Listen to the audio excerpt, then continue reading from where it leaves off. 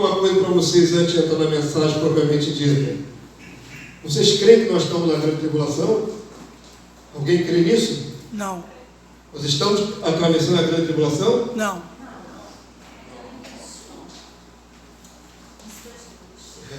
Pois é.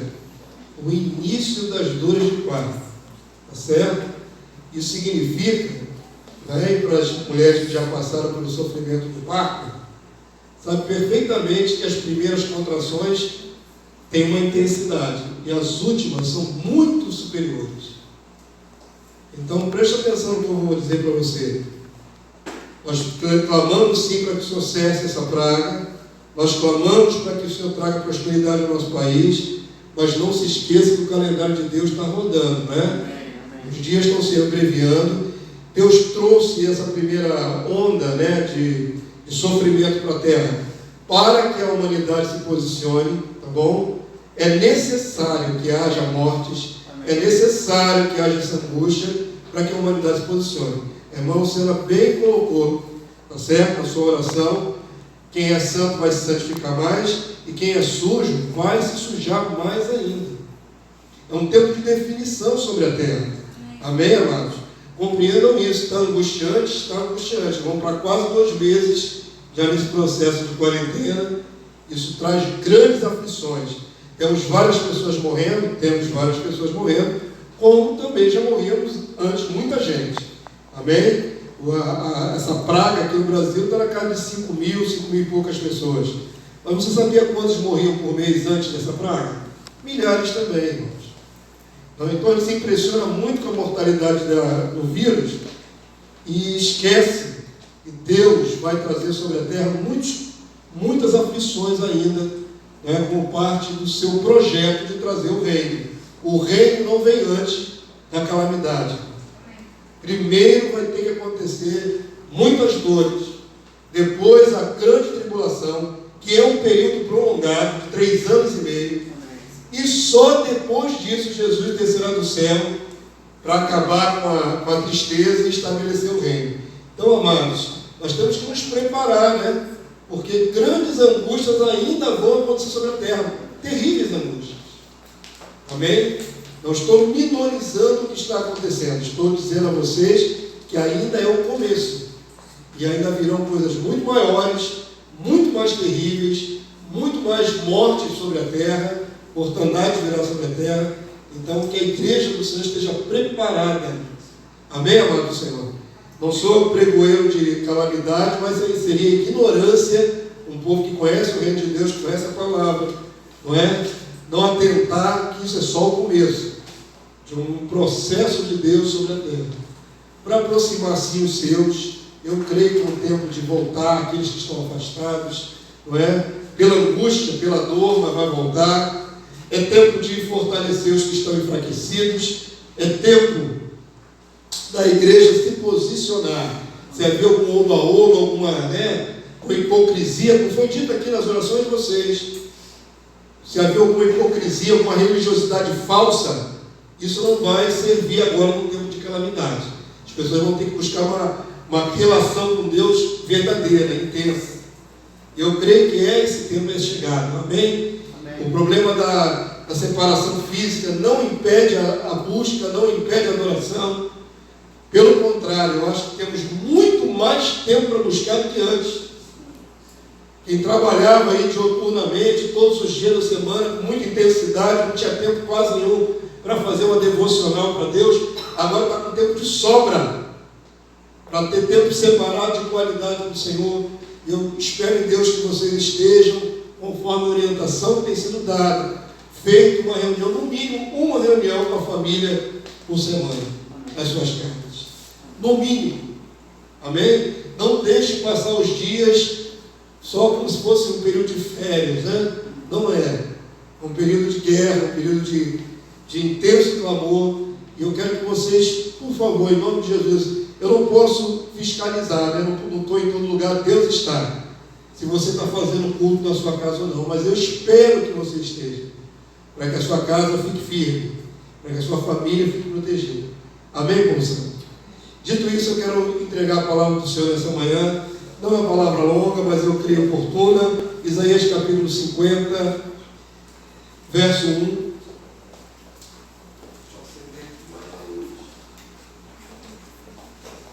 Isaías capítulo 50, verso 1 até o verso 10. Vamos lá, vamos aprender de Deus mais uma palavra que nos ajude a passar por tempo de aflição, de dificuldades. Amém, povo santo?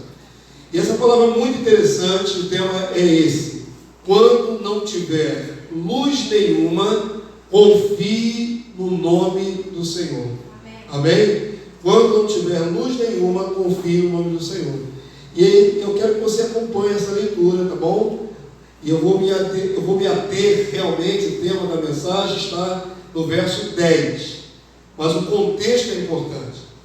Essa palavra, ela foi ministrada para o povo de Israel.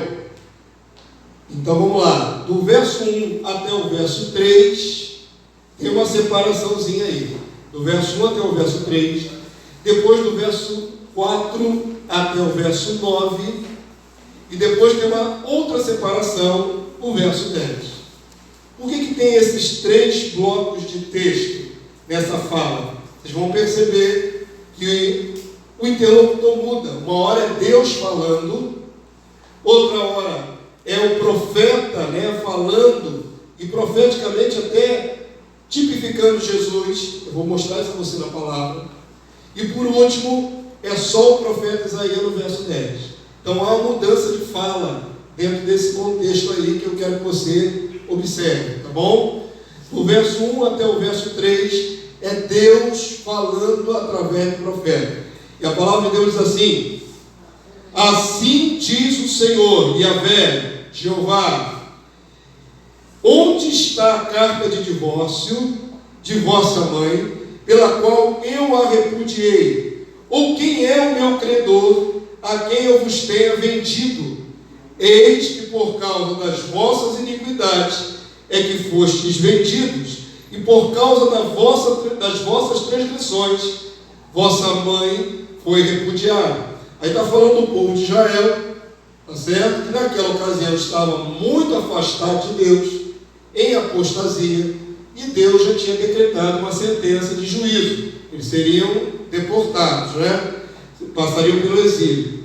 Mas olha o que diz a palavra de Deus diz. Não é? Verso 2: por que razão, quando eu vim, diz o Senhor, ninguém apareceu? Quando chamei, ninguém respondeu. Acaso se encolheu tanto a minha mão, que já não pode remir, ou já não há força em mim para livrar? Eis que pela minha repreensão faço secar o mar e torno os rios em um deserto, até que encherem mal os seus peixes, pois não havendo água, morrem de sede. Verso 3: eu visto os céus de negridão, e lhe ponho pano de saco por sua coberta. Então Deus está dizendo ao seu povo: eu continuo sendo Deus. Amém, povo santo? E essa palavra tem que retirar dos nossos ouvidos hoje. Deus continua sendo o mesmo poderoso, que fez todas as coisas, que controla o universo, que está dizendo aqui. Tanto controla a água do rio, os animais vivos, toda a cobertura que está sobre nós, nos céus. Deus controla o universo. Amém, povo santo? Mas naquela ocasião o povo tinha se afastado de Deus. E Deus não abriu mão do seu povo. Deus não se divorciou do seu povo. Deus não os vendeu. Mas Deus precisará julgá-los. Foi naquela ocasião. Verso 4 agora, igreja. Olha para o texto. 4 até o verso 9. O Isaías vai escrevendo, vai sendo usado por Deus em espírito. Mas eu quero que você perceba agora que Isaías, tomado do Espírito Santo, vai falar de uma maneira que parece o próprio Senhor Jesus no seu sofrimento. Então agora há um ângulo diferente nas suas palavras. Já não é mais Deus falando na primeira pessoa. Verso 4, a palavra do Senhor diz assim: o Senhor Deus me deu a língua dos eruditos. Agora já não é mais Deus falando na primeira pessoa. Agora é o servo, é o escravo. O Senhor me deu a língua dos eruditos, para que eu saiba dizer boa palavra ao cansado. Ele me desperta todas as manhãs, desperta-me o ouvido, para que eu ouça como os eruditos. E é muito interessante essa palavra aí, porque esse servo tipificado aí também pode ser eu e você. Amém, amados? Aqueles que ouvem a voz de Deus pela manhã bem cedo e tem uma palavra para dar ao cansado. Percebam que o servo ouve, não é só para ele mesmo, mas ele é para ser instrumento na vida de outros. Eu tenho conversado com os irmãos, continuo visitando aqueles que eu posso, e tenho falado, a igreja não pode deixar de ser igreja, não pode deixar de fazer o seu papel, independente dessa pandemia. Tem que visitar alguém para fortalecer, vá, leva a sua máscara, bota o álcool gel na bolsa, limpa as suas mãos, mas vai lá fazer o papel que Deus te deu. Amém, amados? Não fique paralisado por causa da pandemia. Nós continuamos sendo sal, nós continuamos sendo luz. E sal tem que ser colocado para salgar, e luz tem que ser colocado no velador e não debaixo da cama. Amém? A luz não se oculta, o sal não se perde a propriedade, tem que continuar fazendo o seu papel. Então aqui a palavra de Deus vai dizer do servo que busca a Deus pela manhã, mas tem uma palavra para dar ao cansado, a abençoar outra vida. Amém, Constância? E o texto vai dizer assim no verso 5: o Senhor Deus me abriu os ouvidos, e eu não fui rebelde, não me retraí, ofereci as costas aos que me feriam, e as faces aos que arrancavam os cabelos. Não escondi o rosto aos que me afrontavam e me cuspiam. Perceba que agora aí o profeta, não é? Ele está falando de uma situação que de repente ele nem viveu, mas pelo Espírito está antecipando o sofrimento do Cristo, aquele que foi humilhado, aquele que foi escarnecido, que sofreu espancamento, né, o nosso Senhor Jesus antes da cruz, e foi também cuspido. Então aqui o profeta Isaías está, né, na sua função, né, de profeta, sendo vaso e entregando pelo Espírito o sofrimento antecipado do Cristo. Amém, amados de Deus? Todo mundo está entendendo? Porque tem esse contexto aí? Verso 7, vamos lá. Porque o Senhor Deus me ajudou, pelo que não me senti envergonhado. Por isso fiz o meu rosto como um seixo, e sei que não serei envergonhado. Quantos sabem aqui o que é um seixo? O que é um seixo? Quem sabe? A pedra de rio. Ah, ele sabe, antes também sabe. Seixo é uma pedra de rio. O que tem a ver a pedra de rio com esse contexto? Fazer o rosto como uma pedra de rio. Como é que é a pedra de rio? Vocês já viram como é que a pedra fica dentro d'água no rio, já viram? Ela é o quê? Ela é redonda. Por que ela é redonda? Por que ela é redonda, irmão? Você já falou aí? Porque as águas, de tanto rolar as águas sobre aquelas pedras, elas ficam lapidadas, elas ficam arredondadas, elas ficam lisas, não é isso? A erosão da água faz com que elas fiquem desgastadas, mas continua sendo pedra. Então o rosto como um seixo, quer dizer, leva a afronta, vem a primeira onda, vem a segunda, vai levando a afronta, desgasta, mas só pole, não deixa de ter a característica de ser pedra, resistente. Amém? Quantos entenderam? A capacidade de suportar toda a pressão, a capacidade de suportar toda a afronta, toda a dificuldade. Amém? E a palavra do Senhor diz assim, verso 8: perto está o que me justifica, quem contenderá comigo? Apresentemos juntamente, quem é o meu adversário? Chegue-se perante mim. Verso 9: eis que o Senhor Deus me ajuda, quem há que me condene? Eis que todos eles, como vestidos, serão consumidos, a traça os comerá. Até aqui, Isaías predizendo palavras e sentimentos que o Cristo viria a viver. Amém? Então a primeira parte do verso 1 até o 3 é Deus falando diretamente ao povo. A segunda parte é Isaías profetizando o sofrimento do Cristo. E agora o verso 10, eu gostaria que você lesse comigo o verso 10, que agora é Isaías, puramente Isaías, o próprio profeta, tá bom? Verso 10, vamos lá? Quem há entre vós que tema ao Senhor e que ouça a voz do seu servo, aquele que andou em trevas, sem nenhuma luz, confie em nome do Senhor e se firme sobre o seu Deus. Amém? Então agora tem essa divisão aí que é muito sutil, né, quando a gente está lendo, como muda quem está falando ou qual é o interlocutor. Agora é o próprio profeta Isaías chamando o povo para confiar em Deus em tempo de pouca luz, em tempo de dificuldade, em tempo de trevas. Amém, povo santo?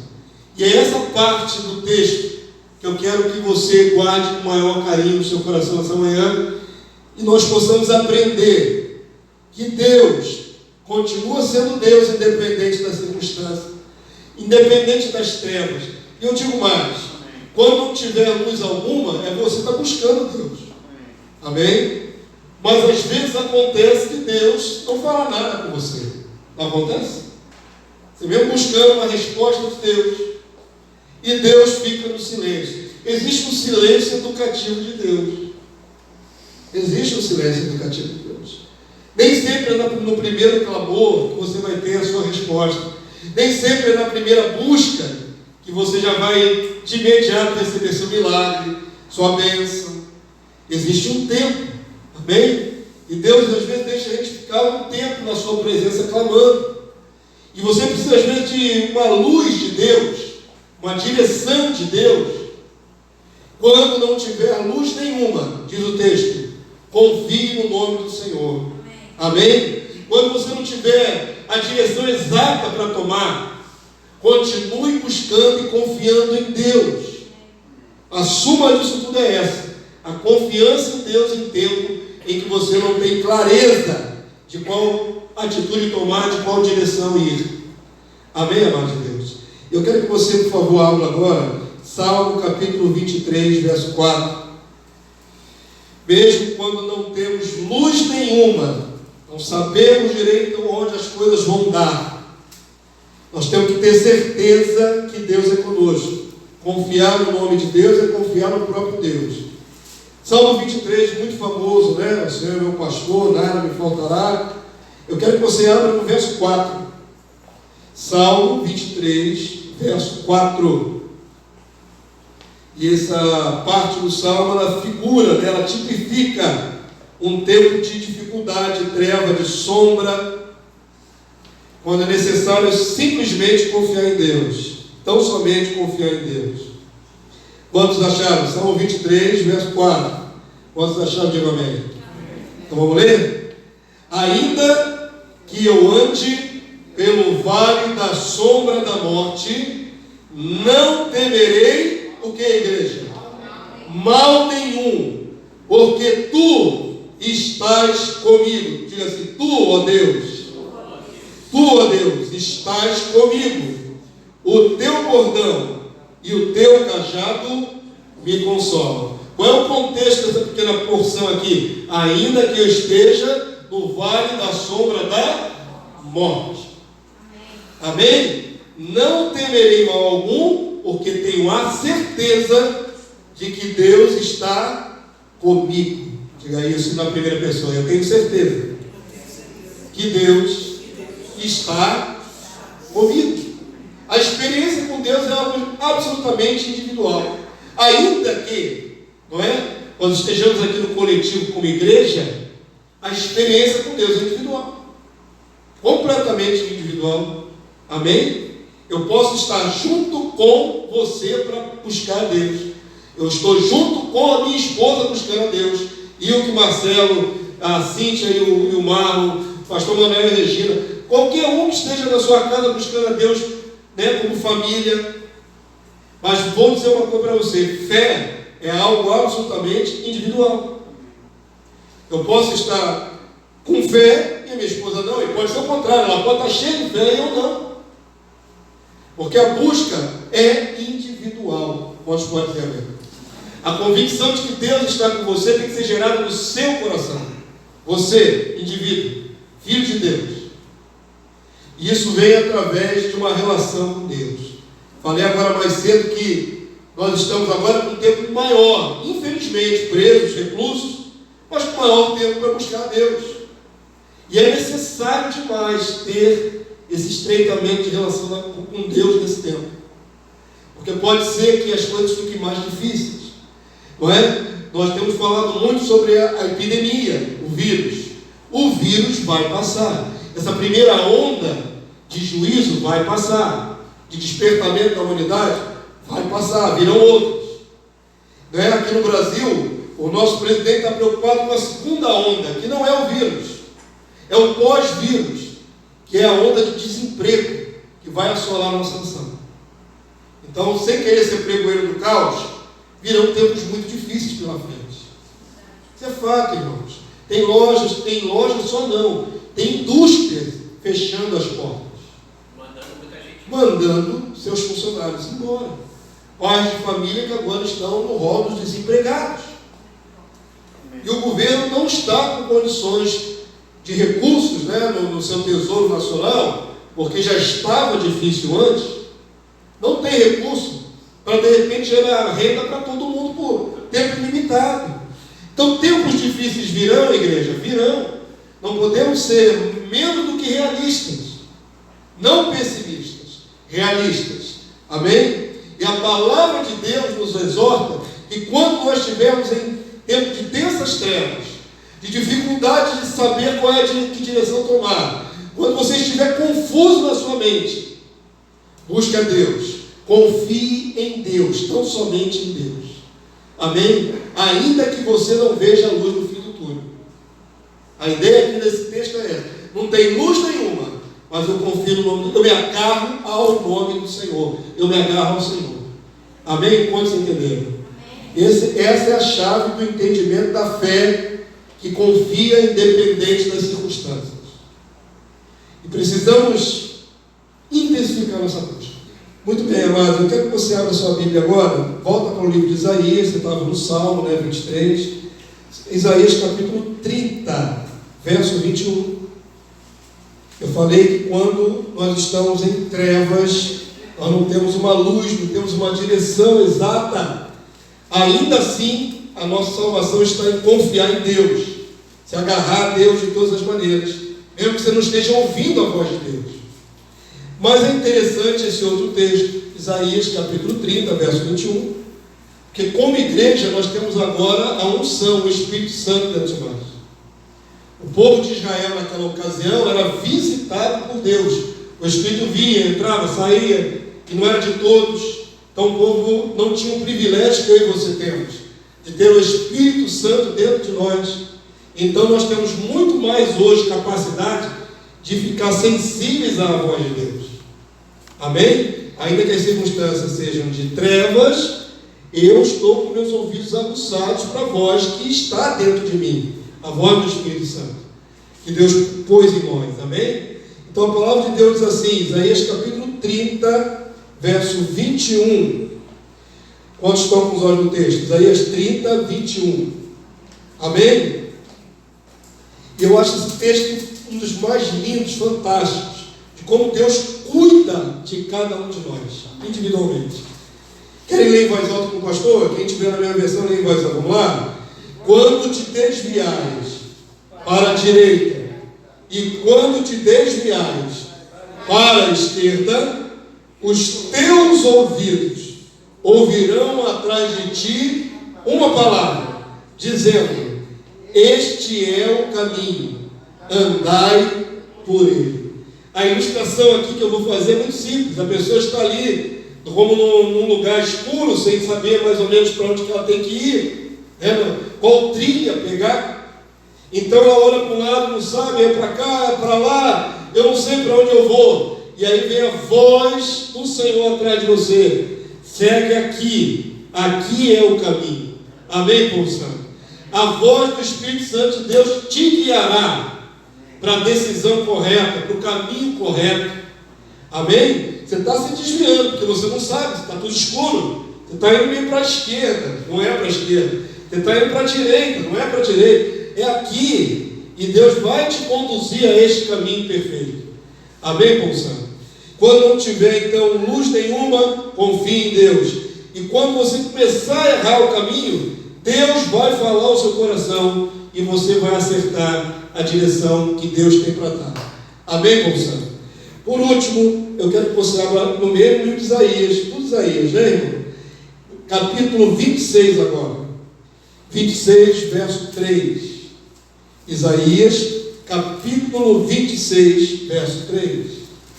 Eu tenho a certeza de ouvir a voz do Senhor no meu coração, porque sou filho. A palavra de Deus diz em Romanos 8,14, não precisa abrir. Todos os que são guiados pelo Espírito de Deus são filhos de Deus. Todos os filhos têm um privilégio de ser guiados por Deus. Isaías capítulo 26, verso 3. Eu tenho que confiar em Deus, mesmo que eu não esteja vendo nada, mesmo que eu não esteja ouvindo direito a voz do Senhor, continuarei confiando por um simples motivo, irmãos. Porque Deus não muda. Essa é a minha âncora da alma. Entendem o que o pastor está falando?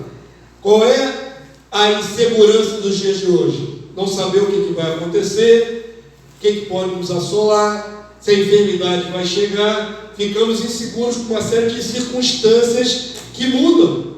A nossa vida muda, o nosso cotidiano muda, não é? A realidade social muda, tudo muda e ficamos inseguros. Mas por que não devemos ficar inseguros a respeito de Deus? Porque Deus nunca muda. O Deus que sempre te ajudou é o mesmo que vai te ajudar nessa circunstância. O Deus que sempre te sustentou é o mesmo Deus que vai te sustentar nessa circunstância. O Deus que te deu livramento, escape, o Deus que te fez milagre no passado é o mesmo Deus ontem, hoje e eternamente. Amém, moçada? A segurança da minha alma é que Deus não muda. Não temos um Deus volúvel, não temos um Deus falível. É muito complicado depender de liderança humana, não é isso? Nós temos um presidente pelo qual nós oramos, pedimos sabedoria para dar ele. Vocês oram pelo pastor para que tenha sabedoria para conduzir a igreja. Seres humanos oscilam, mudam, mas Deus não muda. É uma rocha firme. É um Deus que não muda seus preceitos, que não muda seu modo de agir, seu modo de operar as coisas. Ele não muda. Isso deve dar para mim segurança absoluta. Aconteça o que acontecer, mude o que mudar na face da terra, eu olho para Deus e vejo, meu Deus não muda. Isso me dá segurança, meu Deus estável, completamente estável. Amém, povo santo? Isaías capítulo 26, verso 3 e verso 4. Encerrando essa palavra nessa manhã, essa meditação. Vamos lá? Quem quiser possa ler comigo aí, em voz alta. Tu, Senhor, conservará em perfeita paz aquele cujo propósito é firme, porque ele confia em ti. Então, quem é esse cujo propósito é firme? Aquele que confia no Senhor. Esse coração dele está firme, porque ele está voltado para Deus. Eu sei em quem tenho crido. Não me interessa o que aconteça. Eu sei em quem tenho crido. Amém, povo santo? Esse confia no Senhor. O que oscila para lá e para cá, fica igual barata toda perdido, não está confiando. Confiar é o sinônimo de fé, né? Fé e confiança é a mesma coisa. Quem é que mantém o seu prumo no meio das circunstâncias adversas? Aquele que confia no Senhor. Aquele que depositou, não é, a sua expectativa totalmente em Deus. Amém, povo santo? E aí o profeta, ele exorta aquela comunidade da época, a lógica por tabela, no verso 4 diz assim: confiai no Senhor perpetuamente, porque o Senhor Deus é uma rocha eterna. Vamos ler novamente o verso 4 da igreja junto, vamos lá? Confiai no Senhor perpetuamente, Porque o Senhor Deus é uma rocha eterna. Amém, moçada? Vamos ficar de pé nessa hora, vamos clamar a Deus que mantenha o nosso coração firme. Ele conservará em perfeita paz. Essa expressão é interessante. Não é qualquer paz. Não é qualquer paz, uma paz momentânea. É em perfeita, em plenitude de paz. Amém? Aquele cujo propósito é firme, confiando em Deus. Mente focada, mente que descansa no Senhor. Mente que não oscila, que não fica agitada. Mente que não se desespera. Desespero é o contrário. Desesperança é não confiança em Deus, é não esperar nada. Esperança é confiar. Amém? Então, para manter a mente firme em Deus, mesmo que as circunstâncias sejam as mais tenebrosas possíveis, confie no nome do Senhor, confie no seu Deus, permaneça firme. Nós temos ainda a vantagem, como igreja, como filhos de Deus, não só de um Deus que é eterno, que é poderoso, que é imutável. Nós temos a vantagem da intercessão de Jesus por nós diariamente. Eu nunca me esqueço que são dois. Nunca me esqueço. Sempre sei que tem um Deus e Pai Todo-Poderoso. E sempre sei que tem um Jesus, o grande intercessor, o bispo das nossas almas, nos abençoando, intercedendo por nós. Então, quando estiver oscilando, confie no Senhor, fique firme. Jesus é por nós, nosso Deus é por nós, e se Deus é por nós, quem será contra nós? Amém? Vamos clamar ao Senhor, pedir a Deus que mantenha nossa mente firme, aconteça o que acontecer, circunstância que vier. Amém, amados?